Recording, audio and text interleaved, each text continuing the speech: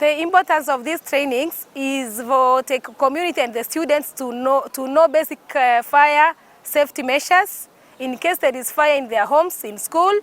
Before they call firefighters to come and put off fires, they can easily access the available materials and put off fire before we get loss of so many properties. The trainings actually, they are very of big importance to our school cornerstones, because even like now in Kanga High School, tumefunza more than 1,500 pupils.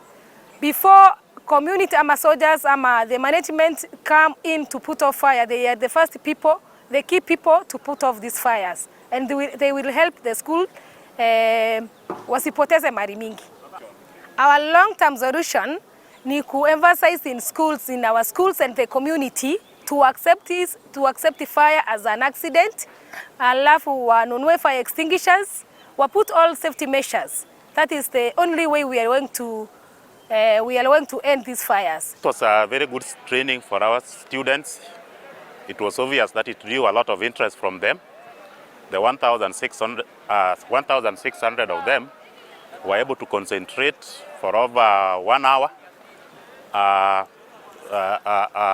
asking questions, participating in the demonstration, and it is clear that they have really benefited a lot on how to control fire incidents when they occur in future and even today.